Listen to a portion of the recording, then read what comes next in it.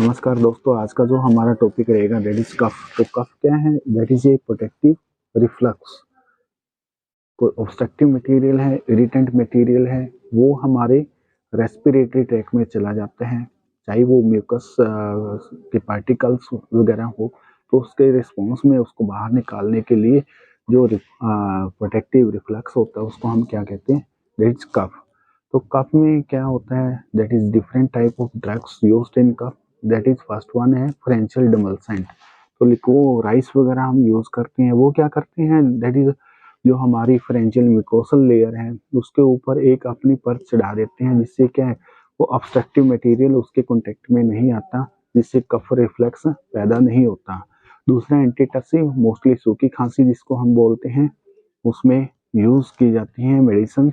और third one है that is expectorant. तो आज का जो हमारा टॉपिक है एक्सपेक्टोरेंट को लेकर है, जिसको हम बलगम वाली खांसी भी कह सकते हैं। तो बलगम वाली खांसी जो पैदा होती है दैट इज उसको हम प्रोडक्टिव कफ कहते हैं। उसमें different type of expectorant use होते हैं, डायरेक्ट एक्सपेक्टोरेंट भी, रिफ्लेक्स एक्सपेक्टोरेंट भी, और क्या है हमारा थर्ड वन म्यूकोलाइटिक्स। तो जो हमारा रिफ्लेक्स एक्सपेक्टोरेंट होते हैं वो एक टाइप के इमेटिक होते हैं, बट हम उसकी लो डोज में वो सब इमेटिक इफेक्ट वो अपना शो करते हैं, जिससे वो क्या होता है हमारा उल्टी आने को होती है। तो क्या लो डोज में तो वो क्या होता है जो सम पार्टिकल्स म्यूकस के वगैरह होते हैं हमारे रेस्पिरेटरी ट्रैक में, वो बाहर आ जाते हैं उससे। तो वो that is called reflex expectorant. ये क्या होते हैं? अमोनिया या पोटासियम साल्ट होते हैं, दैट इज जैसे हमारा अमोनियम क्लोराइड, पोटासियम क्लोराइड वगैरह काफ़ी सारी मेडिसिन में देखा गया है, कफ वाले में सिरप्स में देखा गया है कि ये जैसे बेनाड्राइल में होता है हमारा, और हमारा काफ़ी सारे जो फ्रैंकलिन की फ्रैंक्लोर आती हैं उसमें देखा गया है कि वो रिफ्लेक्स एक्सपेक्टोरेंट वगैरह डाल देते हैं। बट म्यूकोलाइटिक्स वगैरह होते हैं जो क्या करते हैं म्यूकस पे अपना काम करते हैं। तो म्यूकोलाइटिक्स क्या करते हैं? लाइटिक मैंने होता है तोड़ना, म्यूकस को तोड़ना। वो म्यूकोकाइनेटिक होता है, जो हमारे अंदर म्यूकस बन गया है उस काइनेसिस मैंने स्पीड अप। तो जो म्यूकस को बाहर निकालने की जो स्पीड होती है उसको और ज़्यादा बढ़ा देते हैं, दैट इज कॉल्ड म्यूकोकाइनेटिक्स। तो हमारा जो म्यूकोकाइनेटिक होता है इससे क्या होता है? Decrease the viscosity of the mucus. Mucus की विस्कोसिटी को क्या कर देते हैं? वो कम कर देते हैं, जिससे वो आसानी से म्यूकस बाहर आ जाता है।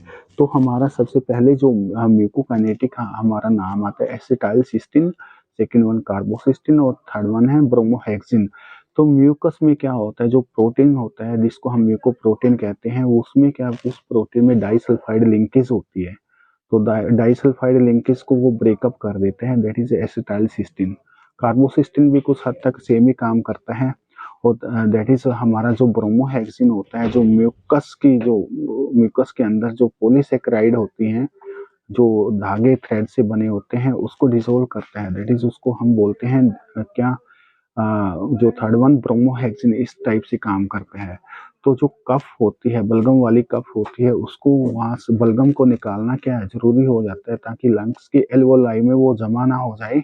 और जिससे क्या हो जाता है जो सांस लेने की प्रक्रिया है वो क्या हो जाती है? धीमी हो जाती है। सांस बाद में जिससे हमें सांस लेने में कठिनाई आ सकती है अगर वो बलगम वहाँ पे जमा हो जाती है। इस प्रकार एक्सपेक्टोरेंट है, डिफरेंट टाइप ऑफ मैकेनिज्म होता है इनका काम करने का।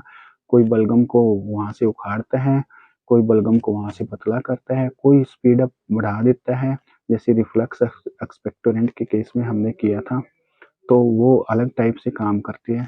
तो इस प्रकार हम कह सकते हैं दैट इज प्रोडक्टिव कफ होती है, उसको दबाना नहीं चाहिए, उसको क्या है शरीर से या हम रेस्पिरेटरी ट्रैक से वहाँ से बाहर निकालना बहुत ज़्यादा ज़रूरी है। कई डॉक्टर्स वगैरह यूज़ करते हैं, एक ऐसी मेडिसिन दे देते हैं जिससे हमारी क्या है बलगम वाली कफ वो क्या हो जाती है बिल्कुल हमें क्या कफ रिस्पॉन्स बंद हो जाता है, that is antitussive drug use करते हैं। बट कुछ टाइम के लिए हमें लगता है भाई बहुत अच्छा है, तो मेडिसिन है इसने क्या कर दिया कफ बिल्कुल बंद कर दी, बट सम कुछ टाइम के बाद हमें दिक्कत आनी दोबारा स्टार्ट हो जाती है, सांस की भी दिक्कत आ सकती है, क्योंकि बलगम एल्वोलाई में जमा हो गई, तो वो प्रॉपर क्या है इनहेलेशन एक्सलेशन नहीं हो पाता।